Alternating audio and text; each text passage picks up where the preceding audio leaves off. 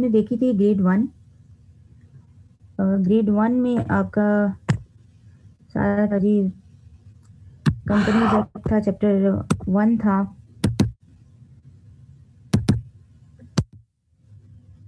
दोबारा मैं आपके साथ ज़रा शेयर कर लूँ तो फिर हम उसे उस अकॉर्डिंगली स्टार्ट कर लेते हैं।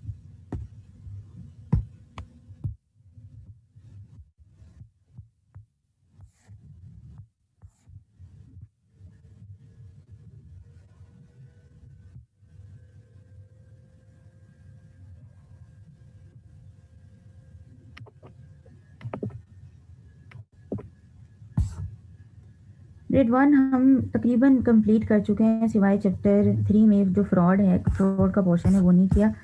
Performance of audit and reporting में चैप्टर 4 में से सिर्फ ISA 500 रह गया, बाकी कंप्लीट हो गया। चैप्टर 14 कंप्लीट हो गया इसमें मेजरली, और यही आपके जो हैं जो चैप्टर 14 है इस ग्रेड के अंदर सबसे ज़्यादा जो फ्रीक्वेंसी है पेपर में वेटेज है वो इसी चैप्टर 14 की है, आपको नज़र आ रही है। और सेकेंडली अगर हम देखें तो दैट इज़ चैप्टर 4 एंड 6, ठीक है। तो 4 में से भी फ्रीक्वेंसी बहुत ज़्यादा है, तो हमने 4 भी कवर कर लिया। जैसे मैंने आपको बताया था कि जी हम इंपॉर्टेंट वाले स्टैंडर्ड जो हैं चैप्टर पहले कवर कर लेंगे, तो हम उसी तरतीब पे चल रहे हैं। स्पेसिफिक एरियाज़ में से भी 11, 12, 15 कंप्लीट कर लिया, 14 भी इसमें से हो गया। सिर्फ इसमें चैप्टर 9 में एक्सटर्नल कॉन्फर्मेशन का कुछ हिस्सा आता है, चैप्टर 9 में से कुछ पोर्शन है वो यहाँ पे आ गया, और चैप्टर 5 में से कंपोनेंट्स एंड लिमिटेशन इस एरिया में आता है। तो आप देखेंगे जी हमारा ये भी कंप्लीट हो जाएगा। एंड पे आता है आपका प्रोफेशनल एथिक्स, जिसमें आता है चैप्टर 13 एंड चैप्टर 2। अच्छा, ये जो आपका लिखा है ना लास्ट अटेम्प्ट, जो ऑटम गालिबन 20 की है और स्प्रिंग 20 की है, ये 15 और 11 जो है वो 15 ऊपर आएगा। तो यहाँ पे थोड़ी सी मिस्टेक है कि बाद में मैंने इसको करेक्ट कर लिया था, लेकिन जो मैंने आपके साथ बाद में एनालिसिस शेयर किया वो ठीक है। तो अच्छा, हम देख रहे हैं कि जी एथिक्स में से आना ही आना है 10 से 15 नंबर का, और जो कंटेन करता है आपका चैप्टर 13 है, और चैप्टर 2 में कुछ एथिक्स का पोर्शन है। अब इशू ये है कि कुछ आपका एथिक्स रिवाइज भी हुआ है, वो हमारे सर पे एक अजीब सी बला नज़र आ रही है कि वो अभी तक हमने देखा ही नहीं। जिन्होंने एथिक्स पढ़ भी लिया है वो भी अब एथिक्स पे इवन फुली कॉन्फिडेंट नहीं है। ये थी हमारी पास्ट पेपर एनालिसिस के हिसाब से ग्रेड। चलिए, अगर हम मेजरली कोड ऑफ एथिक्स की बात करें तो आपको नज़र आ रहा है कि इसमें से 10 से 15 नंबर की टेस्टिंग ज़रूर है, और ये टेस्टिंग इजी मार्क्स गेनिंग के लिए।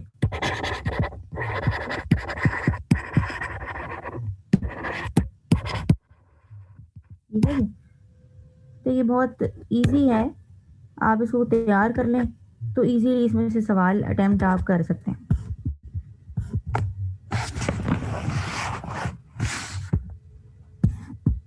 कोड ऑफ एथिक्स में भी मजीद हम डिटेल में आते हैं जी। इसमें 3 पोर्शन हैं। सबसे पहले हम देखेंगे जी फंडामेंटल प्रिंसिपल्स।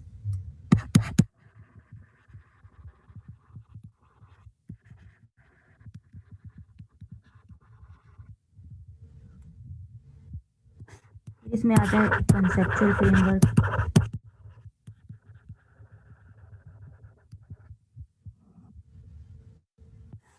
कुछ इसके अंदर आते हैं अदर एरियाज, जिसमें फीस है, एडवर्टीजमेंट रिलेटेड कुछ बातें हैं, और क्लाइंट को एक्सेप्ट करने से पहले क्या क्या एथिक्स का ख्याल रखना है, तो क्लाइंट एक्सेप्टेंस प्रोसीजर है। ये कोड ऑफ एथिक अप्लाई किस पे होता है? ये ऑब्वियसली आप सारे चार्टर्ड अकाउंटेंट्स पे अप्लाई होता है। जो चार्टर्ड अकाउंटेंट कहीं जॉब कर रहा है तो वो एम्प्लॉई है, और एम्प्लॉई नहीं तो प्रैक्टिस कर रहा है, तो फिर जाहिर सी बात है वो पार्टनर है, मैनेजर है, या टीम मेंबर का पार्ट है ऑडिट टीम का। तो ये जो भी अकाउंटेंसी की फील्ड में है, हमारी चार्टर्ड अकाउंटेंसी की फील्ड में, तो ये कोड ऑफ एथिक्स उस पर अप्लाई हो रहा है। तो मीन्स ये हमारे ये है, ये code of ethics. Fundamental principle में वो फर्दर आपको पता है कि जी ये कहते हैं कि सबसे पहले तो चार्टर्ड अकाउंटेंट फंडामेंटल प्रिंसिपल्स का हिसाब रखे, इसका ध्यान रखे। फिर कॉन्सेप्चुअल फ्रेमवर्क में वो मज़ीद की बात करता है, तो वो आपको थ्रेड्स और सेफगार्ड्स के बारे में बताता है। ठीक है, कि आप जब किसी भी सिचुएशन में, चाहे एम्प्लॉई हैं, पार्टनर हैं, किसी भी तरह से आप बिजनेस कर रहे हैं, बल्कि ऑर्गेनाइजेशन में हैं, तो ये कुछ बातें हैं थ्रेड्स और सेफगार्ड उसके बता देते हैं। थ्रेड्स ये हैं कि जी आपकी फंडामेंटल प्रिंसिपल्स पे कुछ थ्रेड्स अराइज हो सकते हैं, और हम आपको फिर उसके सेफगार्ड्स बता देते हैं कि फिर चार्टर्ड अकाउंटेंट उसका हल क्या करे। इस ये कॉन्सेप्चुअल फ्रेमवर्क में आपको एप्लीकेशन बेस्ड टेस्टिंग आईकैप करेगा। नाम से नजर आ रहा है कॉन्सेप्चुअल फ्रेमवर्क, ठीक है। ये कॉन्सेप्चुअल फ्रेमवर्क उसने कहा जी, फ्रेमवर्क कहते हैं एक बेंचमार्क को या फिर स्टैंडर्ड को। तो ये ऐसा फ्रेमवर्क है जो आपको सिर्फ ये गाइड करेगा कि आपने थ्रेड्स को आइडेंटिफाई करना कैसे करना है, उसको एनालिसिस करके उसको एवेलुएट कैसे करना है, और देन आपने सेफगार्ड अप्लाई करके उस थ्रेड को एलिमिनेट कैसे करना है। आपको ये सिचुएशन ज़रूर बताएगा कॉन्सेप्चुअल फ्रेमवर्क, लेकिन ये डिटेल्ड जो सिचुएशंस हैं ये वो नहीं है। इसके अलावा भी और बहुत सारी सिचुएशंस अराइज हो सकती हैं। तो ये फ्रेमवर्क है, ये बेंचमार्क है, ये स्टैंडर्ड है, ये सेट ऑफ रूल्स है जो आपको जस्ट ये बताएगा कि आपने अप्लाई कैसे करना है चीज़ों को। लॉजिकली आपको चीज़ें यहाँ पे देखनी पड़ेंगी। तो ये मत समझिएगा कि यहाँ पे उसने जितनी सिचुएशंस आपको बता दी, फिर इसके अंदर कुछ एग्जांपल बताई हैं और सेफगार्ड के अंदर कुछ एग्जांपल बताई हैं, ये ऑल एंड अलोन है। ठीक है, इसके अलावा भी कोई आपके दिमाग में आती है, हाँ वो भी अप्लाई कर सकते हैं। तो इसलिए इसका नाम कॉन्सेप्चुअल फ्रेमवर्क रखा गया है। अदर एरियाज जो है ये आपका, हम चैप्टर जो 2 के अंदर आपका एथिक्स का पोर्शन है ये वहाँ पे देखेंगे, और conceptual framework plus fundamental principle ये आपके चैप्टर 13 में देखेंगे। हम पहले चैप्टर 13 देखेंगे, देन हम चैप्टर 2 की तरफ मूव करेंगे, क्योंकि चैप्टर 2 के अंदर जो उसने वर्ड्स यूज़ किए हैं वो चैप्टर 13 में से उठाए हैं। सबसे पहले बात कर लेते हैं कि फंडामेंटल प्रिंसिपल्स। एक चार्टर्ड अकाउंटेंट को फंडामेंटल प्रिंसिपल्स का हिसाब रखना है, ध्यान रखना है, वो क्या है। उसने कहा कि फंडामेंटल प्रिंसिपल्स 5 ही हैं। वो सबसे पहले इंटेग्रिटी का ध्यान रखे। किसकी इंटेग्रिटी? जाहिर सी बात है अपनी इंटेग्रिटी। ऑब्जेक्टिविटी का ध्यान रखे, ठीक है। प्रोफेशनली कॉम्पिटेंस हो उसके अंदर, और ड्यू केयर के साथ में काम करे। कॉन्फिडेंशियलिटी का ध्यान रखें, और भी कहते हैं कि प्रोफेशनल ये भी रखना ठीक रखना।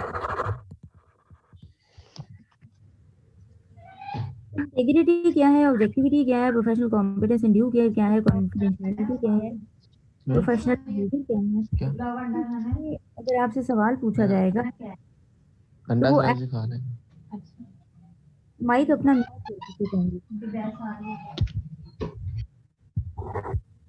इसमें से जो आपसे सवाल पूछा जाएगा वो एज सच सिनेरियो नहीं बनाएगा, लेकिन अगर सिनेरियो बनाएगा भी तो तकरीबन नॉलेज बेस्ड टेस्टिंग होगी अगर वो इस एरिया में से आके टेस्ट करते हैं। तो इसको हम बुक से ही देख लेते हैं, क्योंकि आपने इसे बुक से ही तैयार करना है। तो हम बुक्स, जो बुक के अंदर जार्गन्स यूज़ हुए हैं, बुक के अंदर वर्डिंग यूज़ हुई है, तो हम थोड़ा वहाँ से आइडिया ले लेते हैं।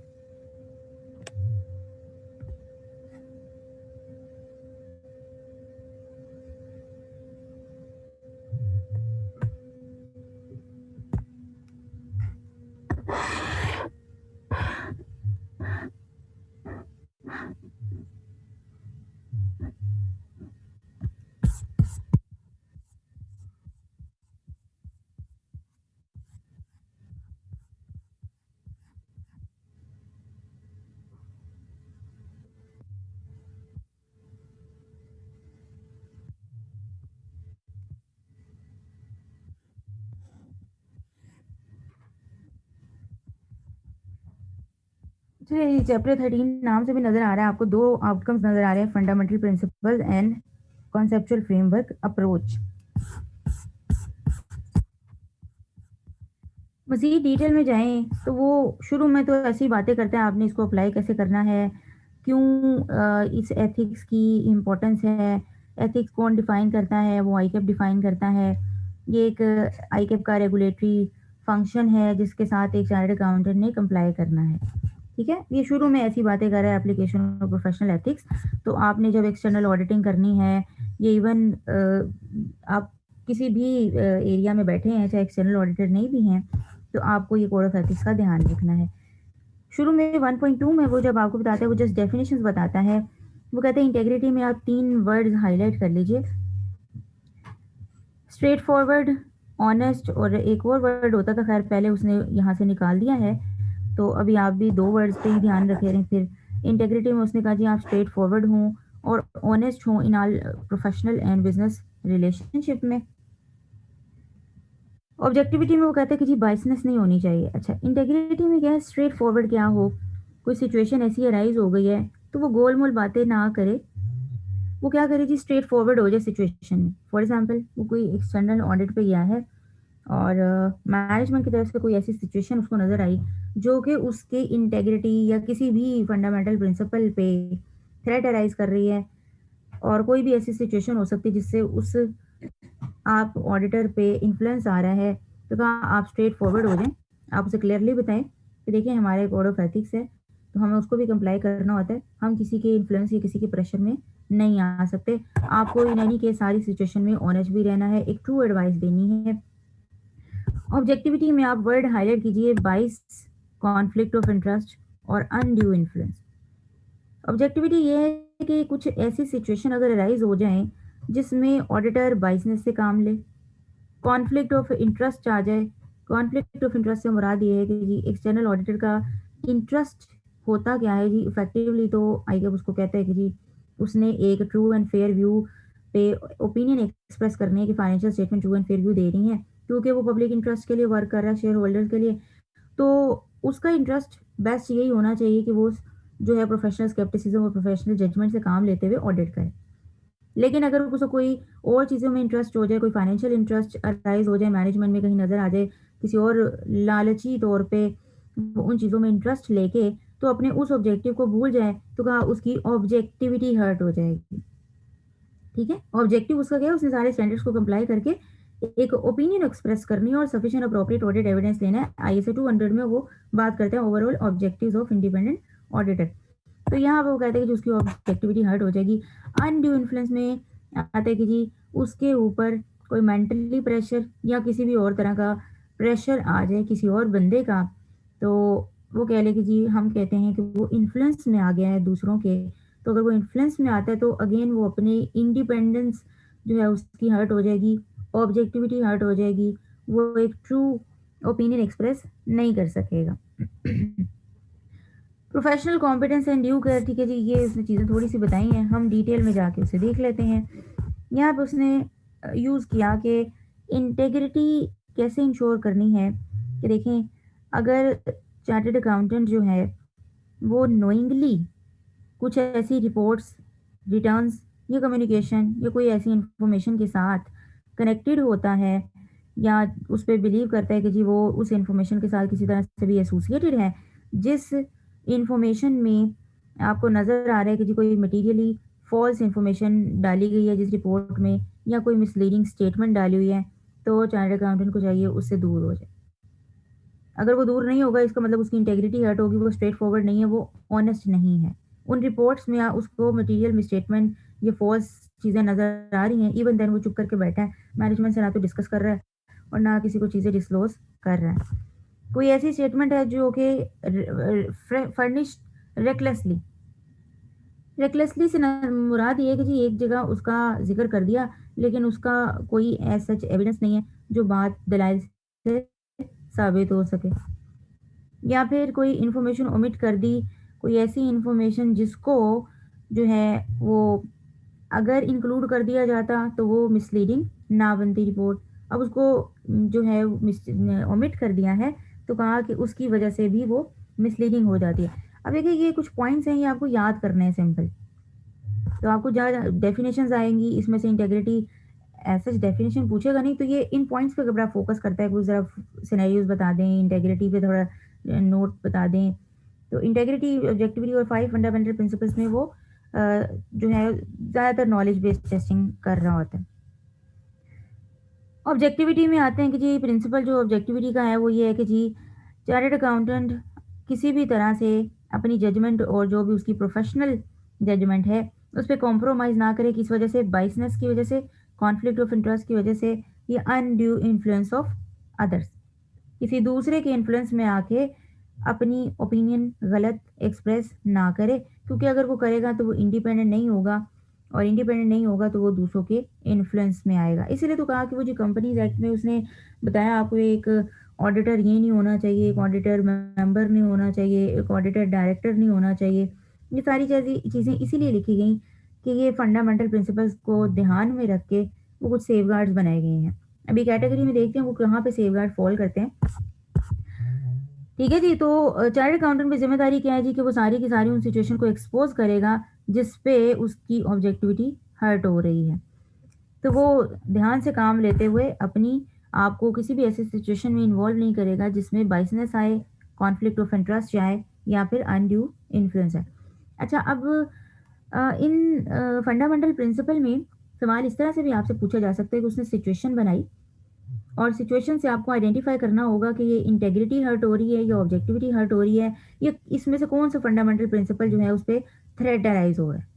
आपने वो बताना है कि इनमें से इन वाले फंडामेंटल प्रिंसिपल पे थ्रेट अराइज हुआ, उस थ्रेट को बाद में आपने अवेलुएट करना है कि कितना है, उसकी सिग्निफिकेंस कितनी है, फिर आपने उसके अकॉर्डिंगली सेफगार्ड्स अप्लाई करके उस थ्रेट को रिमूव करना है इन एनी केस। वो हम देखेंगे जी, अगर रिमूव नहीं हो सकता तो फिर क्या करें। नेक्स्ट स्टेप देखते हैं।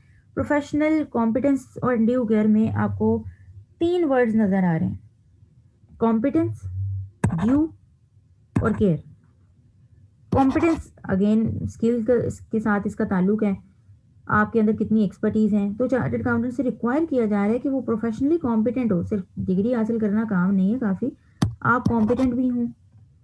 और ड्यू केयर आप एक्सरसाइज करें, ड्यू एक्स केयर, केयर से जाहिर सी बात है मुराद कि आप एक्ट करें डिलीजेंटली, लापरवाही ना दिखाएं, हर काम को बड़े ध्यान से देखें, स्टैंडर्ड्स के अकॉर्डिंग ट्रीटमेंट करें। जो भी आपके साथ सामने टेक्निकल सिनेरियो नज़र आते हैं तो आईएफआरएस में हेल्प लें, ऑडिटिंग स्टैंडर्ड से हेल्प लें। तो आप केयर एक्सरसाइज करें जब भी आप कोई जजमेंट दें, कोई भी ओपिनियन एक्सप्रेस करें। अब ये ड्यू का क्या मतलब है?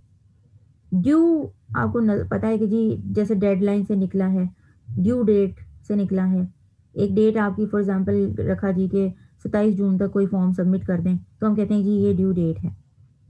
ठीक है, तो ड्यू निकला है वहां से जिसका ताल्लुक है टाइम से।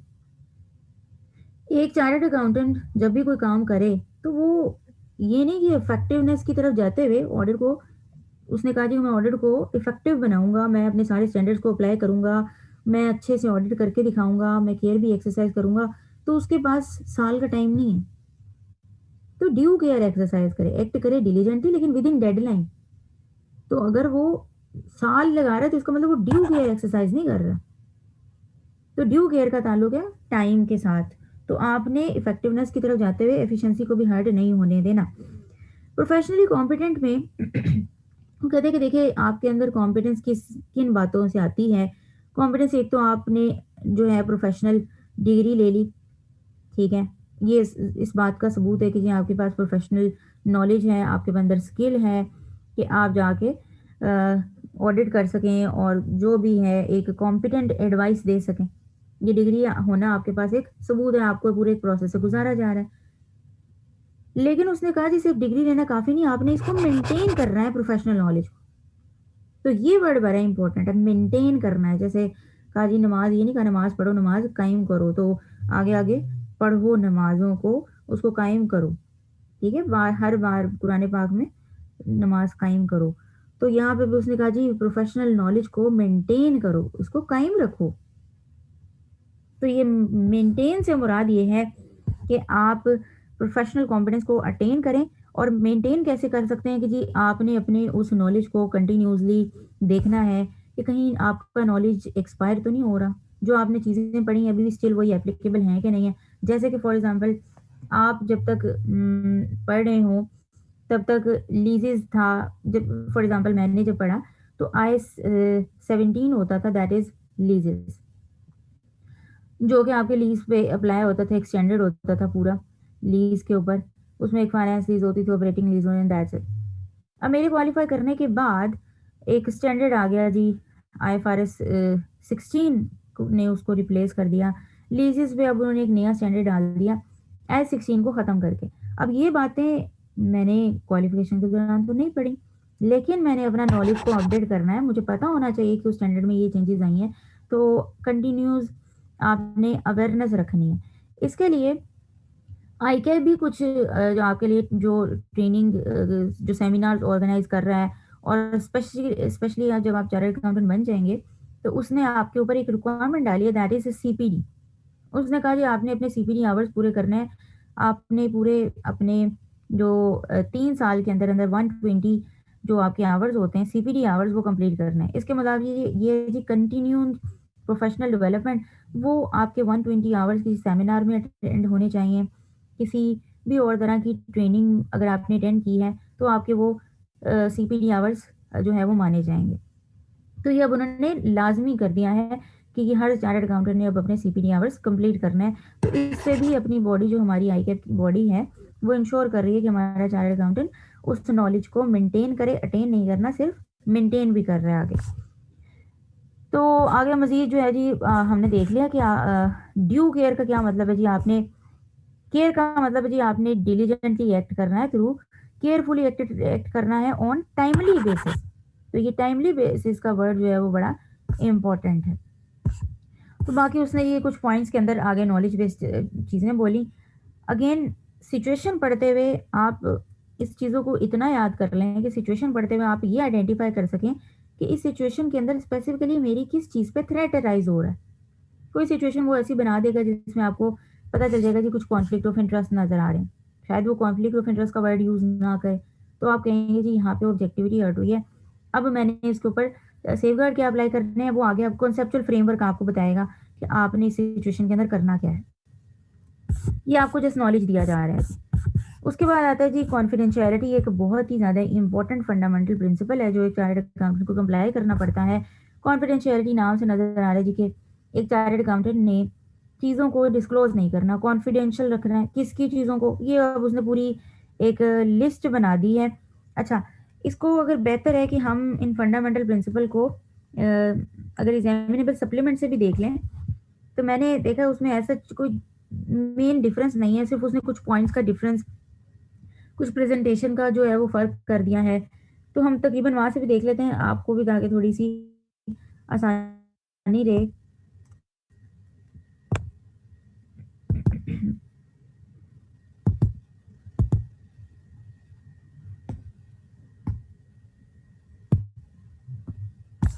कि यहाँ पे उसने मज़ीद क्या चीज़ें ऐड की हैं। उसने नज़र आ रहा है कि एक उसने चैप्टर 2 के अंदर कुछ ऐड किया है, एक उसने प्रोफ़ेशनल एथिक्स और कोड ऑफ कंडक्ट में ऐड किया है।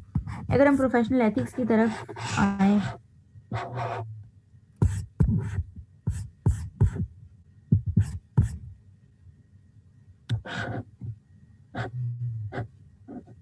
तो उसने फंडामेंटल प्रिंसिपल आपको रिवाइज़ करके दिए हैं।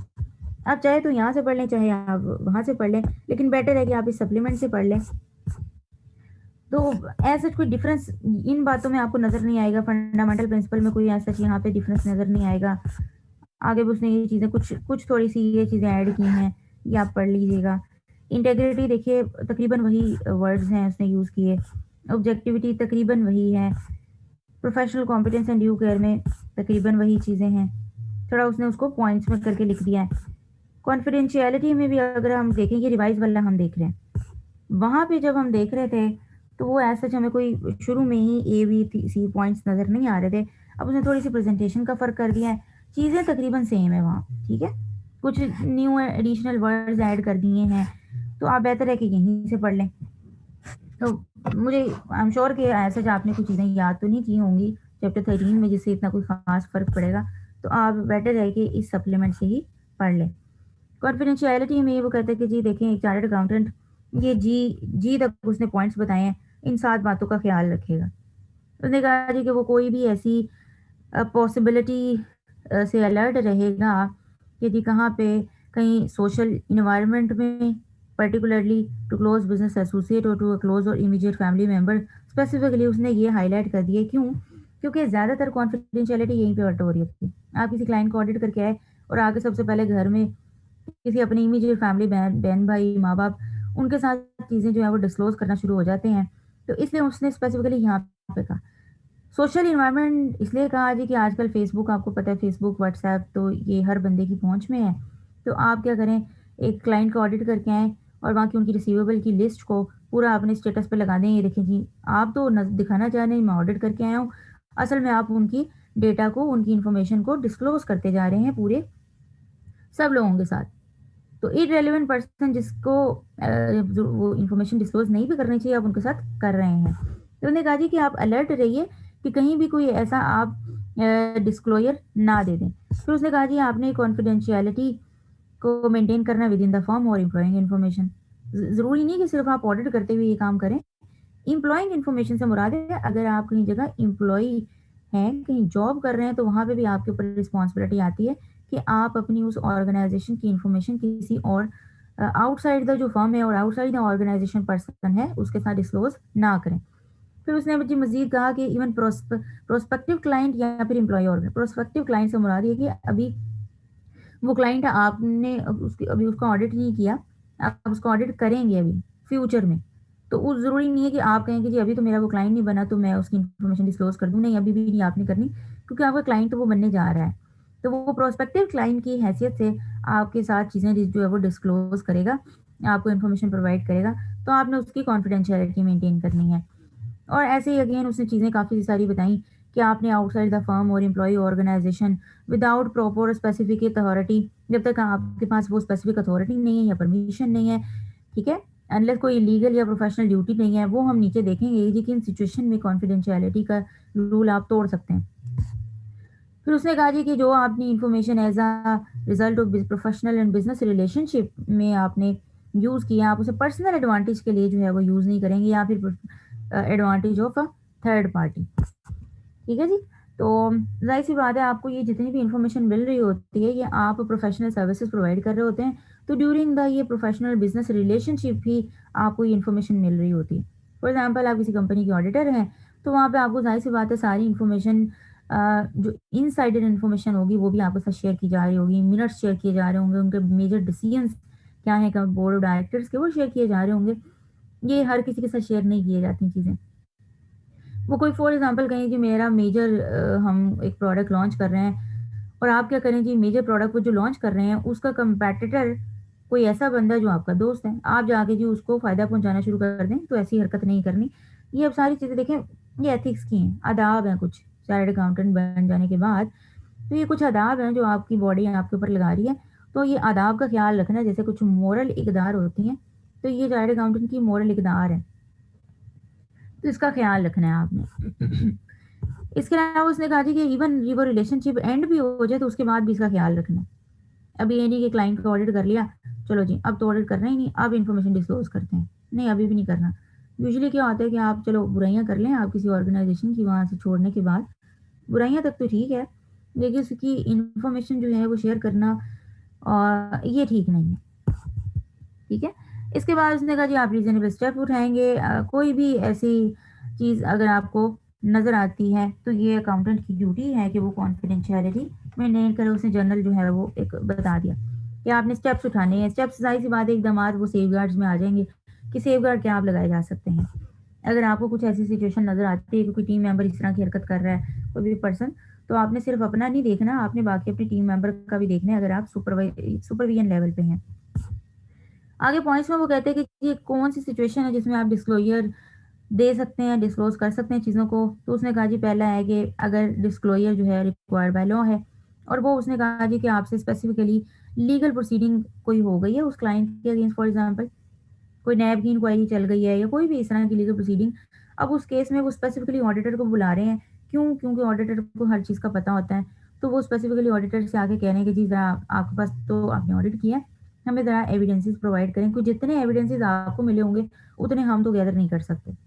तो उस केस में फिर उस ऑडिटर की ड्यूटी है कि वो चीज़ों को डिस्क्लोज करे, डॉक्यूमेंट्स भी प्रोडक्शन जो है वो प्रोवाइड करे। जो भी है, अगर पब्लिक इंटरेस्ट में आ गया है, अगर पता चल रहा है कि जो कोई पब्लिक अथॉरिटीज़ की कॉन्ट्रवेंशन की है, इन्फ्रिंजमेंट्स ऑफ लॉ, तो दैट कम टू लाइट, पता चले जी ये कंपनी जो है ये किसी एक्ट की, किसी लॉ की या किसी भी रेगुलेटरी अथॉरिटी की कॉन्ट्रवेंशन कर रही है, उनके रूल को कंप्लाई नहीं करी, फॉर एग्जांपल कमीशन के, और वो हर तरह से नजरें बचाते चलती जा रही है क्लाइंट आपका, तो इस केस में कहा जी कि आपने फिर इंफॉर्मेशन डिस्क्लोज करनी है, क्योंकि अब बात आ गई है कि पब्लिक अथॉरिटीज़ की, तो जाहिर सी बात है वो पब्लिक इंटरेस्ट के लिए वर्क कर रही होती हैं, तो आप भी पब्लिक इंटरेस्ट के लिए वर्क कर रहे हैं। इसके अलावा जब कहा जी कि डिस्क्लोजर परमिटेड बाय लॉ है, लॉ ने आपको परमिट किया, कोई बात नहीं, चले इसमें आप कर लें, या फिर क्लाइंट ने खुद ही आपको कह दिया, ये एम्प्लॉयर ने, कोई बात नहीं आप कर लें, ये इन्फॉर्मेशन डिस्क्लोज कर लें, हमें इससे कोई फ़र्क नहीं पड़ता, तो इट्स ओके फिर। और फिर उसने कहा अगर प्रोफेशनल ड्यूटी है, वो ड्यूटी क्या है जी कि जब फॉर एग्जांपल ऑडिटर का अपना QCR हो रहा होता है, क्वालिटी कंट्रोल रिव्यू, तो कहा जी उस केस में आई कैप फिर आपका ऑडिट कर रहा होता है कि आप क्या क्लाइंट का ऑडिट करके आए हैं, तो उस केस में आपकी प्रोफेशनल बॉडी आपसे रिक्वायर कर रही है कि ज़रा इन्फॉर्मेशन डिस्क्लोज कीजिए, तो आपको करनी पड़ेगी। इसके अलावा कोई भी और रिस्पॉन्ड करना है आपने किसी inquiry investigation by a professional body या रेगुलेटरी अथॉरिटी, तो ये तकरीबन बात ऊपर से मिलती जुलती है। और अगेन प्रोटेक्ट करना है आपने प्रोफेशनल इंटरेस्ट, सेम सेम बात तकरीबन। आपने टेक्निकल और प्रोफेशनल स्टैंडर्ड्स को कंप्लाई करना है, तो उनको कंप्लाई करते हुए अगर कोई ऐसा थ्रेट आ जाता है जिसमें चीज़ें आपको अब डिस्क्लोज करना ज़रूरी हो चुका हुआ है, तो फिर कर दीजिए। अच्छा, अब ये आपने इन्फॉर्मेशन डिस्क्लोज करनी है नहीं करनी, ये डिपेंड करता है कुछ फैक्टर्स पे या कुछ सर्कमस्टांसेस। पहले तो कहा देखें जी कि अगर आपको इन्फॉर्मेशन डिस्क्लोज करने जा रहे हैं और आपको नजर आ रहा है किसी पार्टी का इंटरेस्ट जो है वो हर्ट हो रहा है, इंक्लूडिंग थर्ड पार्टीज, ठीक है, तो अगर तो कोई इंटरेस्ट उसका हर्ट हो रहा है, तो फिर ध्यान में रखिए कि ये इन्फॉर्मेशन आपको डिस्क्लोज नहीं करनी। तो सबसे पहले इंटरेस्ट ऑफ पार्टीज आपने ध्यान में रखना है। फिर आपने कहना है, देखना है जी कि ये जो इन्फॉर्मेशन शेयर की जा रही है ये क्या कंप्लीट है, ये सब्सटैंशिएटेड है। सब्सटैंशिएटेड कहते हैं जी ऐसी बात, ऐसे फैक्ट्स जिनको आप दलाइल से साबित कर सकें, आर्गुमेंट से जो प्रूव किए जा सकें। जाहिर सी बात है जो आर्गुमेंट से जो है वो प्रूव नहीं किए जा सकते, जिनका कोई सबूत नहीं है, जो ऐसी हवाई बातें हैं, तो फिर आपको भी परहेज करना चाहिए उसको ज़रा डिस्क्लोज करने से। वो अनसब्सटैंशिएटेड फैक्ट्स हैं, मतलब कि वो दलाइल से साबित नहीं हो सके, इनकम्प्लीट इंफॉर्मेशन है या अनसब्सटैंशिएटेड कंक्लूजन्स हैं, तो ऐसी बातों से परहेज ही करें, ऐसी बातें फिर आप डिस्क्लोज मत करें।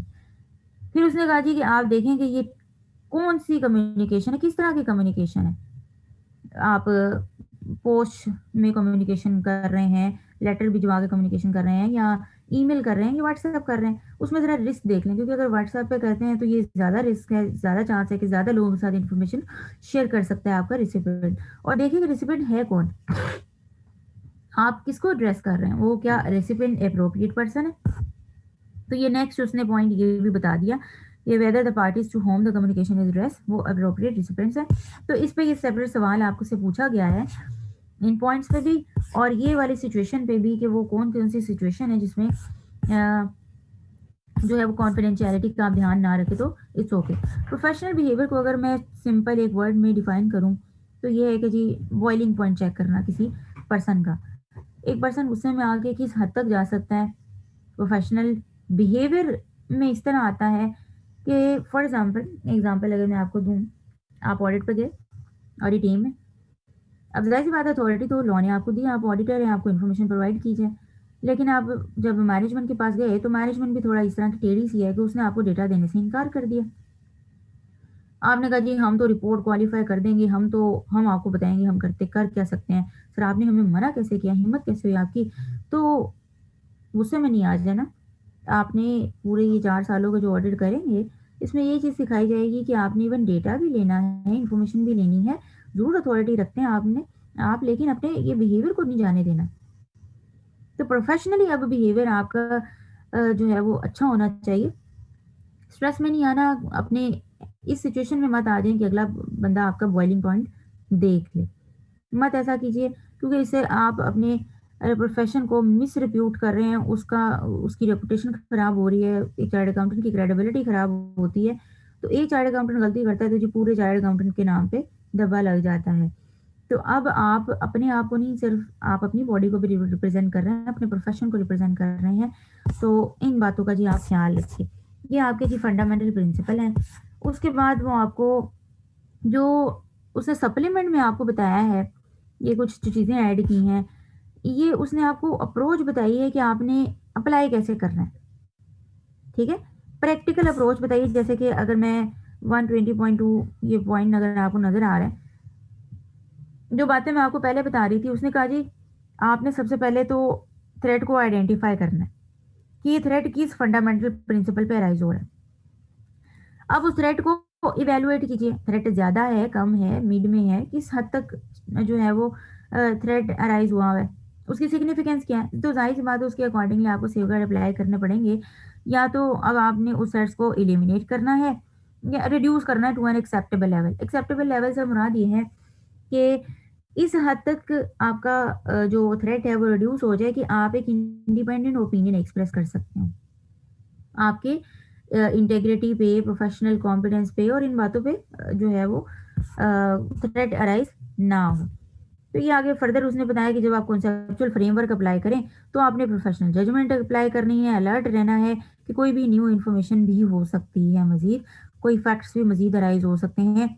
इवन देखिए चार्टर्ड अकाउंटेंट को जब आप उनसे कहा जाता है कि जी एक चार्टर्ड अकाउंटेंट है, ये नहीं होना चाहिए, ये नहीं होना चाहिए, जो कि हमने कंपनी एक्ट के अंदर देखी डिस्क्वालिफिकेशन। इवन वो बताते हैं कि जी आप चलें, ये तो अपॉइंटमेंट से पहले की चीज़ें वो सारा बता रहे हैं। अपॉइंटमेंट के बाद भी कुछ ऐसी चीज़ें अराइज़ हो सकती हैं, जिससे थ्रेट क्रिएट हो सकते हैं, ठीक है? तो आपने रीज़नेबल और इस तरह से टेस्ट परफ़ॉर्म करने हैं इनफैक्ट कि कोई भी आपके फंडामेंटल प्रिंसिपल पे थ्रेट अराइज़ ना हो। उसके बाद जो है वो बताते हैं आपको अप्रोच कि आपने थ्रेट को आइडेंटिफ़ाई कैसे करना है, ठीक है? थ्रेट को आइडेंटिफ़ाई कैसे करना है। अब जब हम अगेन उस पे आते हैं, अपनी मेन जो हम देख रहे थे, वो कहते हैं कि जी आपने थ्रेट को, अगर मैं बताऊँ तो मेजरली जो थ्रेट्स अराइज़ हो सकते हैं पॉसिबल, वो 5 थ्रेट्स हैं। जिसमें है जी एक सेल्फ इंटरेस्ट थ्रेट। इस थ्रेट की वजह से, इन थ्रेट के अराइज़ होने की वजह से एक चार्टर्ड अकाउंटेंट की या तो इंटेग्रिटी हर्ट हो रही हो या ऑब्जेक्टिविटी हर्ट हो रही होगी। मोस्ट जो इसमें हमें रेलेवेंट नज़र आ रहा है, सेल्फ इंटरेस्ट अराइज़ होने से ऑब्जेक्टिविटी हर्ट होती है। क्योंकि जब आपका सेल्फ इंटरेस्ट अराइज़ हो जाता है, कोई फाइनेंशियल या कोई का जो इंटरेस्ट है वो कॉन्फ्लिक्ट में आ चुका है, ठीक है? तो इसके अलावा आगे उसने कहा जी एक सेल्फ रिव्यू थ्रेट होता है। Again objectivity, most of the cases में आपको नज़र आएगा जी कि ऑब्जेक्टिविटी और इंटेग्रिटी हर्ट हो रही होती है।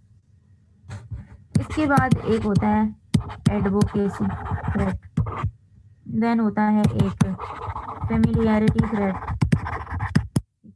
और फिर एक होता है इंटिमिडेशन थ्रेट।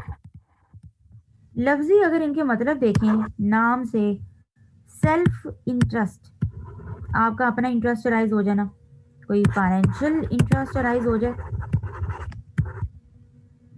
ठीक है? आप अपने पर्सनल फायदे की तरफ आप जाने की कोशिश करें। सेल्फ रिव्यू थ्रेट ये है कि कहीं ऐसी सिचुएशन अराइज ना हो जाए कि आपको अपना ही किया हुआ काम रिव्यू करना पड़े। क्योंकि अगर ऐसा होगा, अगर आपको अपना ही किया हुआ काम रिव्यू करना पड़ गया, तो आप एक इंडिपेंडेंट जजमेंट तो नहीं देंगे। इंसान को अपनी गलतियां तो नज़र नहीं आती, ठीक है? तो आप फिर सेल्फ रिव्यू कैसे कर सकते हैं? एक काम जो आपने खुद किया है तो आप तो हिचकिचाएँगे कि हम उस पे वो ओपिनियन कैसे एक्सप्रेस करें, क्योंकि वो उस पे तो काम ही आपने किया हुआ है। तो कहाँ ये एक थ्रेट अराइज़ हो गया है। क्या थ्रेट अराइज़ हुआ है? अगेन ऑब्जेक्टिविटी पे थ्रेट अराइज़ हुआ है। अब चार्टर्ड अकाउंटेंट एक इंडिपेंडेंट जो है वो ओपिनियन नहीं देगा, वो बायस्ड हो गया। किसकी तरफ? अपनी तरफ। एडवोकेसी थ्रेट क्या होता है? एडवोकेसी कहते हैं कि जी एडवोकेट से निकला है। एडवोकेट कहते हैं जी वकालत करने वाला, लॉयर।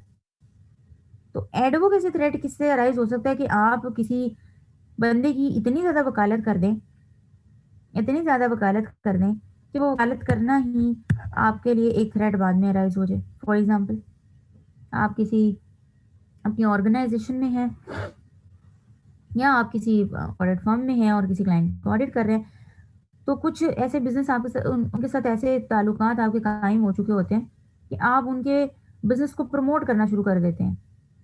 होते तो आप ऑडिटर हैं, लेकिन आप कहते हैं कि जी ये ऑर्डर जो मैं क्लाइंट हमने किया था, फॉर एग्ज़ाम्पल पेप्सी का ऑडिट किया, पेप्सी बड़ी अच्छी है, पेप्सी के ब्रांड को आपने प्रमोट करना शुरू कर दिया। बाद में पता चला जी कि पेप्सी तो एक फ्रॉड था, उसके अंदर जितने भी ओनर्स थे वो सारे फ्रॉड फ्रॉड कर रहे थे। तो अब हुआ क्या कि आपने उसको इस हद तक सपोर्ट कर दिया है, उनकी इस हद तक वकालत कर दी है कि अब आपकी क्रेडिबिलिटी पे थ्रेट अराइज़ होना शुरू हो जाएगा कि आप अच्छा उस बंदे की तारीफ़ कर रहे थे, वो जो बंदा जिसकी अपनी क्रेडिबिलिटी खराब है। तो ये एक एडवोकेसी थ्रेट अराइज़ हो चुका होता है। तो इसको कैसे कम करना है, इसके कुछ सेफगार्ड्स देखेंगे। फ़ैमिलियरिटी थ्रेट अगेन नाम से नज़र आ रहा है कि जी फ़ैमिलियर होना किसी बंदे से कि किसी बंदे से वाक़फ़ियत होना ही आपके लिए एक थ्रेट हो जाए। वो कैसे? आप किसी क्लाइंट के ऑडिट पे गए और पता चला जी कि इस क्लाइंट में जो आपका जो सीनियर मैनेजमेंट में जो डायरेक्टर बंदा है, वो हमारे पार्टनर का क्लोज़ फ्रेंड है। तो आप अब कोई भी मसला-मसाइल वहाँ पे निकाल नहीं सकते। आप प्रोफ़ेशनल बिहेवियर जो प्रोफ़ेशनल जजमेंट है और प्रोफ़ेशनल स्केप्टिसिज़्म से काम नहीं ले सकते। क्यों? क्योंकि वहाँ पे तो फ़ैमिलियरिटी थ्रेट आ चुका है। अब आप डरेंगे कि हम अपने पार्टनर को भी बताएँ कि ना बताएँ। हो सकता है हमारा पार्टनर कहे कि जी जाने दो इन चीज़ों को, ठीक है? तो वो कुछ सिचुएशन है वो हम पढ़ेंगे। इंटिमिडेशन थ्रेट नज़र आया किसी चीज़ किसको इंटिमिडेट करना, डराना, धमकाना। तो कहा जी कि ये धमकियों से निकला है। तो अगर कुछ ऐसी सिचुएशन नज़र आए कि एक चार्टर्ड अकाउंटेंट को अपने ऊपर प्रेशर नज़र आए, वो भी किसका? धमकाने का। कोई बंदा उसको धमका रहा है, तो वो कौन बंदा हो सकता है? वो क्लाइंट हो सकता है। कि ये हो सकता है वो कुछ ऐसी सिचुएशन में हो कि वो आपको इंटिमिडेट करने की पोज़ीशन में हो। तो ऐसी सिचुएशन में ये आपके ये वाले थ्रेट्स अराइज़ हो जाते हैं। तो कहा ये इन थ्रेट्स का ताल्लुक कहीं न कहीं ये चार्टर्ड अकाउंटेंट के जो फंडामेंटल प्रिंसिपल हैं उसके साथ होता है। हम आपको बताते हैं, आपने फिर आगे सेफगार्ड क्या अप्लाई करने हैं। सेफगार्ड उसने कहा जी आप अप्लाई करें, हम आपको 3 तरह के सेफगार्ड दे देते हैं। एक सेफगार्ड है जो आपका प्रोफ़ेशन आपको प्रोवाइड करता है, ठीक है? एक है जी आपका लेजिस्लेशन, लेजिस्लेशन कहते हैं जी कानून साज़ी और कुछ सेफगार्ड आपके रेगुलेशन प्रोवाइड कर देगी। प्रोफ़ेशन की अगर बात करें तो वो प्रोफ़ेशन में ऐसे सेफगार्ड्स आते हैं जो आपकी प्रोफ़ेशनल बॉडी आपको प्रोवाइड करती है। फॉर एग्ज़ाम्पल आपकी ट्रेनिंग करे, आपके सेमिनार्स अटेंड करें आप, उसमें आपको गाइड करे कि जी कोड ऑफ एथिक्स ऐसे होते हैं, आपने प्रैक्टिकल में जाके ऐसे सिचुएशन को डील करना है। लेजिस्लेशन कानून साज़ी से निकला है, तो इसका मतलब कोई और कवानीन है लेजिस्लेशन, जैसे कि अगर मैं इसकी बात करूँ कंपनीज़ एक्ट, ये एक लॉ है। ये कानून है। कंपनीज़ एक्ट के अंदर आपने सिचुएशन देखी डिस्क्वालिफिकेशन ऑफ एन ऑडिटर। ये सारी चीज़ें कौन बता रहा है आपको? आपको कंपनी लॉ बता रहा है। ये एक सेफगार्ड है। ये सेफगार्ड इस तरह से है कि अगर कुछ इस तरह के थ्रेट अराइज़ हो भी रहे होंगे तो ये पहले ही आइडेंटिफ़ाई होके तो फ़िल्टर हो जाएँगे। रेगुलेशन से अगर मैं बात करूँ तो इसमें अगर रेगुलेशन की बात करूँ तो कोड ऑफ कॉर्पोरेट गवर्नेंस एक नाम से होता है, code of corporate governance framework. तो ये रेगुलेशन जो है फर्दर आप कह लीजिए कि कुछ लेजिस्लेशन में आते हैं, कुछ रेगुलेशन में। रेगुलेशन जो एडिशनल रिक्वायरमेंट आ जाती हैं, जो रेगुलेटरी अथॉरिटीज़ ने फर्दर अपने सर्कुलर इश्यू किए होते हैं, तो ये रेगुलेशन उसके अंदर आ जाती हैं। तो कोड ऑफ कॉर्पोरेट गवर्नेंस जो आप जाके सीए फाइनल में अपने कॉर्पोरेट लॉ में देखेंगे, वहाँ पे भी आपको आइडिया होगा कि जी ये क्या होता है। तो ये अभी फ़िलहाल आपको बता रहे हैं कि जी सेफगार्ड आपको मिल कहाँ-कहाँ सकते हैं। तो बाय प्रोफेशन, बाय लेजिस्लेशन और बाय रेगुलेशन आपको मिल सकते हैं। इसके अलावा उसने कहा जी कि कुछ ऐसे सेफगार्ड होते हैं जो कि वर्क एनवायरनमेंट में आप देख लेते हैं। आपको वन वर्क एनवायरनमेंट में कुछ सेफगार्ड प्रोवाइड कर दिए जाते हैं। वर्क एनवायरनमेंट से क्या मुराद है? का एक तो अगर आप किसी फर्म में वर्क कर रहे हैं, तो फर्म जो है अपने लेवल पे सेफगार्ड बना ले, कुछ पॉलिसीज़ बना ले, कुछ प्रोसीजर्स बना ले। इस तरह के प्रोसीजर्स कि पॉलिसीज़ कि आप किसी क्लाइंट पे जाएँ, तो जैसे कि फॉर एग्ज़ाम्पल ईवा एक इंडिपेंडेंस आपसे एक फॉर्म फिल कराती है, जब आपने किसी क्लाइंट के ऑडिट पे जाना है। उसके अंदर उसने डिटेल्ड 5-6 सफ़ों की वो ज़रा रिक्वायरमेंट डाली होती है, जिसको आपने पढ़ के साइन करना होता है, जिसमें वो पूछते हैं आपसे जी आपका क्लाइंट के साथ किसी किस्म का कोई ताल्लुक नहीं है, कुछ शेयर्स नहीं आपने परचेज़ किए हुए, ना आपके किसी फैमिली मेंबर ने, किसी भी तरह का कोई वहाँ पे बंदा नहीं है, क्योंकि वहाँ से अगर ऐसी चीज़ आपको नज़र आएगी, तो शुरू में ही आइडेंटिफ़ाई हो जाएगी। तो कहा जी कि वर्क एनवायरनमेंट पे फर्म लेवल पे भी आपके कुछ पॉलिसीज़ और प्रोसीजर्स हो सकते हैं, जो आपको सेफगार्ड प्रोवाइड करें। इसके अलावा उसने कहा जी कि कुछ स्पेसिफिक एंगेजमेंट वाइज़ जो हैं, अब आपको सेफगार्ड अप्लाई करने पड़ते हैं। ये जो है वो बड़ा इम्पोर्टेंट है आपके लिए, यहाँ से सवाल मोस्टली आपके बन रहे होते हैं। फर्म लेवल पे तो चीज़ें ठीक है, ये आप याद कर लेंगे, लेकिन आपके सामने स्पेसिफिक सिचुएशन आएगी कि अब आप ऑडिट पे जा चुके हैं, ठीक है? फर्म लेवल ने भी अपनी पॉलिसीज़ अप्लाई करनी है, आप उस एंगेजमेंट पे, उसके ऑडिट पे जा चुके हैं और वहाँ पे अब आपको स्पेसिफिकली उस क्लाइंट पे कुछ थ्रेट्स नज़र आ रहे हैं। क्योंकि अगर वो ओवरऑल थ्रेट्स होते तो शायद फर्म लेवल पे आपके आइडेंटिफाई हो जाते। तो ज़रूर स्पेसिफिक एंगेजमेंट वाइज़ कोई और वहाँ पे थ्रेट अराइज़ हो गया है। किस तरह का कि जाने के बाद, ऑडिट जॉइन करने के बाद पता चला जी कि वहाँ पे कोई वैकेंसी निकल रही है जॉब की और आप उसमें इंटरेस्टेड हो गए हैं। आपके आर्टिकल्स जो हैं ख़त्म होने वाले हैं और आपने वहाँ पे जॉब के लिए अप्लाई कर दिया। अब आप बिल्कुल इमीडिएटली आर्टिकल्स अपने कंप्लीट करके वहाँ पे जॉब के लिए अप्लाई करेंगे तो आपका इंटरेस्ट डेवलप होगा। ये पहले इंटरेस्ट नहीं था, इसलिए ये पहले कहीं हाइलाइट नहीं हो सका। तो कुछ सिचुएशंस ऐसी हैं जो स्पेसिफिक एंगेजमेंट वाइज़ अराइज़ होंगी, वहाँ पे आपको कुछ स्पेसिफिकली सेफगार्ड्स अप्लाई करने और वो भी ध्यान से सोच समझ के करने हैं, ठीक है? उसके बाद फिर उसने कहा जी कि कुछ मैं आपको बताता हूँ फर्दर। एक तो हमने पढ़ा जी बाय प्रोफेशन, लेजिस्लेशन, रेगुलेशन, फिर कुछ वर्क एनवायरनमेंट और तीसरे हम आपको बताते हैं कि देखो क्लाइंट के ना अपने ही सिस्टम और प्रोसीजर्स इतने अच्छे होते हैं कि आप कहते हैं कि भाई इस क्लाइंट पे तो सवाल ही पैदा नहीं होता कोई थ्रेट अराइज़ हो जाए। फॉर एग्ज़ाम्पल आप जाते हैं क्लाइंट पे तो बड़ा अच्छा कल्चर है, कोई किसी से कोई बिला वजह फ्री होने की कोशिश नहीं करता, आपके साथ जितनी बात हुई दैट इज़ इनफ और कोई एक्स्ट्रा बात नहीं, कोई एक्स्ट्रा डिस्कशन नहीं। तो उन्होंने अपने प्रोसीजर, पॉलिसीज़ और अपना कल्चर इस तरह का डेवलप किया होता है कि किसी तरह के कोई थ्रेट अराइज़ होने का एज़ सच अंदेशा हो ही नहीं सकता। तो कहा कि जी ये भी एक इटसेल्फ एक एज़ अ सेफगार्ड वर्क करता है एक चार्टर्ड अकाउंटेंट के लिए। तो ये इस तरह के सेफगार्ड है। अब ज़ाहिर-सी बात है जब आपको थ्रेट आइडेंटिफ़ाई करना है, थ्रेट की फिर सिग्निफिकेंस आपको इवैल्यूएट करनी है, तो फिर आपको ज़ाहिर-सी बात है सेफगार्ड ही अप्लाई करने हैं। क्योंकि सेफगार्ड को अप्लाई करके ही आप उस थ्रेट को या तो एलिमिनेट कर सकते हैं या रिड्यूस कर सकते हैं टू एन एक्सेप्टेबल लेवल, ठीक है? तो ये सेफगार्ड्स हैं। आपको ओवरऑल मैंने वैसे नॉलेज दे दिया है चैप्टर 13 का। तो अगर हम चैप्टर 13 पे वैसे आते हैं, हम जो नेक्स्ट है हमारा 11:30 टू 12:30 हम उसमें भी इसको मज़ीद डिस्कस कर लेंगे, हमारे पास वो टाइम भी होगा। लेकिन अगर हम देखें तो प्रैक्टिकली हमने काफ़ी चीज़ों को थोड़ा कवर कर लिया, सिवाय हमने जो है अभी थ्रेड्स को इंडिविजुअली जो है उन सिचुएशन को नहीं देखा। उनको हम थोड़ा-सा डिस्कस कर लेंगे, ताकि आप ये आइडेंटिफ़ाई कर सकें कि सिचुएशन के अंदर थ्रेट क्या कौन-सा अराइज़ हो रहा है। कौन से इंडिकेटर्स होंगे जिससे आपको पता चलेगा जी ये वाला थ्रेट अराइज़ हुआ है, ठीक है? तो और कुछ हम इस पे थोड़ी नज़र कर लेंगे अपने सेफगार्ड पे और एंड पे मैं आपको कुछ टोटका सेफगार्ड्स बताऊँगी कि जो आप तकरीबन 70-80% हर सिचुएशन में शायद अप्लाई कर सकते हों। तो वो तकरीबन 6 या 7 सेफगार्ड होंगे। तो आप अगर वो आपने याद किए होंगे, तो आप कहेंगे कि ये तकरीबन मैं हर सिचुएशन में अप्लाई कर लूँ। तो हाँ, वो तकरीबन हर सिचुएशन में अप्लाई हो जाएँगे, तो वो देखेंगे। मिस हम इसको मिस आपका सवाल है? Yes miss. हाँ जी। मिस जो ये हमने पढ़ा है ना client safe guard with in client system and procedure, इसकी मिस थोड़ी वर्डिंग एक दफा बुक से वो करवा दें, पढ़ा दें। मुझे दोबारा बताइएगा किसकी? मिस ये जो हमने पढ़ा है safe guard with in client system and procedure,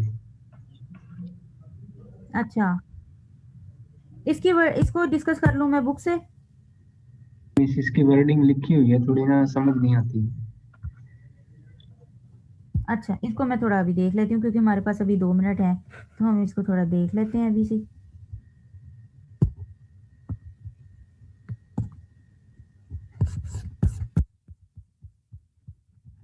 ये स्क्रीन नज़र आ रही है आपको बुक वाली? यस मिस, आ रही है। ओके जी। यहाँ पे हम आपके क्लाइंट सिस्टम के ये वाला है, client requires persons other than management to ratify or approve the appointment of a firm to form an engagement. The client has competent employees with experience. चलो इसमें जिसमें मसला है हम वो स्पेसिफिकली देख लेते हैं। एक तो ये है कि जी कॉम्पिटेंट आपके अगर एम्प्लॉयज़ हैं, एक्सपीरियंस और सीनियरिटी, तो मैनेजरियल डिसीजन करने वाले हैं, तो ये एक क्लाइंट के अच्छा प्रोसीजर है। कॉम्पिटेंट एम्प्लॉयज़ इसलिए हैं क्योंकि जब आप अपना प्रोफेशनली नॉलेज अप्लाई कर रहे होंगे तो क्लाइंट के बंदों को ऑलरेडी पता होगा चीज़ों का, तो काफ़ी हद तक आपको भी उस ट्रीटमेंट में इतना ज़्यादा शायद कॉम्पिटेंट ना होना पड़े। बाज़ औक़ात क्या मोस्टली सिचुएशन में ऐसा होता है कि मैनेजमेंट के बंदों को कोई आईएफआरएस का आइडिया होता ही नहीं, नॉलेज होता ही नहीं। बी कॉमर्स बिठाए होते हैं, जिन्हें प्रॉपर्टी प्लांट इक्विपमेंट का ट्रीटमेंट नहीं पता, जिन्हें ये नहीं पता बोरिंग कॉस्ट क्या होती है, इसका ट्रीटमेंट कैसे करना है। तो अगर आपको कॉम्पिटेंट वहाँ पे भी चार्टर्ड अकाउंटेंट मिल जाए तो आप थोड़ा रिलैक्स हो जाते हैं कि जी यहाँ पे कॉम्पिटेंट एम्प्लॉइज़ बैठे हुए हैं, तो थोड़े से थ्रेट हमारा कम हो जाएगा। अगर हम कहीं न कहीं प्रोफ़ेशनल कॉम्पिटेंस से काम ना भी ले सके, तो यहाँ पे थोड़ा-सा रिस्क कम हो जाएगा। क्लाइंट के इम्प्लीमेंटेड इंटरनल प्रोसीजर्स हैं जो इंश्योर करते हैं objective choices in commissioning non assurance engagement. ये है कि फॉर एग्ज़ाम्पल देखें, आप ऑडिट कर रहे हैं, आप एश्योरेंस एंगेजमेंट पे हैं, ठीक है? उसी में आप एश्योरेंस दे रहे होते हैं। तो कुछ आप ऐसी सर्विसेज़ भी साथ देते हैं जो कि नॉन एश्योरेंस है, जो कि हमने रिलेटेड सर्विसेज़ में देखा था, जो क्लाइंट कंपाइलेशन जिसमें आपने एश्योरेंस नहीं देनी होती, जिसमें 2 ही पार्टीज़ होती हैं, मैनेजमेंट और आप। तो कोई एश्योरेंस किसी तरह से नहीं देनी होती। अब होता क्या है कि वो कहते हैं कि अगर आप एश्योरेंस, नॉन एश्योरेंस दोनों सर्विसेज़ दे रहे हैं, तो कुछ क्लाइंट्स पे ऐसे थ्रेट्स अराइज़ हो जाते हैं कि आपको जो है वो नॉन एश्योरेंस सर्विसेज़ की वजह से आपकी जो एश्योरेंस सर्विस है वो अफ़ेक्ट होना शुरू हो जाती है। किस तरह से जी? अगर आप कंपाइलेशन ही आप करके दे रहे हैं मैनेजमेंट को, ठीक है? फाइनेंशियल स्टेटमेंट को कंपाइल करके देना, फाइनेंशियल स्टेटमेंट बना के उन्हें आप दे रहे हैं, तो बाद में उसी का ऑडिट करने आप बैठेंगे तो सेल्फ रिव्यू तो रेटराइज़ होगा। लेकिन अगर उन्होंने अपना एक ऑब्जेक्टिव चॉइसेस रखी हों, कुछ ऑब्जेक्टिव एक तरह से उन्होंने मॉडल्स बनाए हों क्लाइंट ने खुद ही, कि देखें आपकी जो नॉन एश्योरेंस टीम है, वो हमारी एश्योरेंस टीम का पार्ट ना बने आपकी, तो वो खुद ही इस चीज़ को इंश्योर कर रहे होते हैं। हालाँकि मैनेजमेंट इतनी इन चीज़ों को बॉदर नहीं करती, लेकिन वो खुद ही इन चीज़ों को ध्यान में कर रही होती है। वो कहती हैं कि देखिए इसमें थ्रेड्स अराइज़ होंगे, उन्हें ज़्यादा बाज़-औक़ात पता होता है। क्लाइंट का एक कॉर्पोरेट गवर्नेंस स्ट्रक्चर है जो प्रोवाइड करता है appropriate oversight and communication regarding the firms services. Client जो है अगेन कॉर्पोरेट गवर्नेंस स्ट्रक्चर से मुराद ये है कि कॉर्पोरेट गवर्नेंस स्ट्रक्चर जैसे कि कोड ऑफ कॉर्पोरेट गवर्नेंस है, एक फ्रेमवर्क है, उसको कंप्लाई करती है। इसके अलावा और बहुत सारे जो फ्रेमवर्क हैं, उसको कंप्लाई करने के बाद अब क्लाइंट की रेपुटेशन बड़ी अच्छी हो गई है कि उसका जो कॉर्पोरेट गवर्नेंस स्ट्रक्चर नज़र आ रहा है हमें, वो बड़ा अच्छा हो गया और आपको एक अप्रोप्रिएट ओवरसाइट प्रोवाइड कर रहा है कि जी जो फर्म अपनी सर्विसेज प्रोवाइड कर रही है, उससे रिलेटेड जो भी कम्युनिकेशन हो रही है, वो आपको नज़र आ रही है। ठीक है? वो कोई छुपी इस तरह के छुपी ढकी हुई नहीं है कि जिसमें कोई थ्रेट्स अराइज़ होने का कोई खतरा हो। तो ये इटसेल्फ ऐज़ अ वर्क करते हैं। मेरे ख्याल से टाइम हो गया, हम बाकी इसको मज़ीद वहाँ पे डिस्कस कर लेंगे। आप मज़ीद इसको देख लीजिए। हम इसी के अंदर आपके जो इस चैप्टर के अंदर है डिटेल में थोड़ी-सी चीज़ों को मज़ीद देख लेंगे। ठीक है?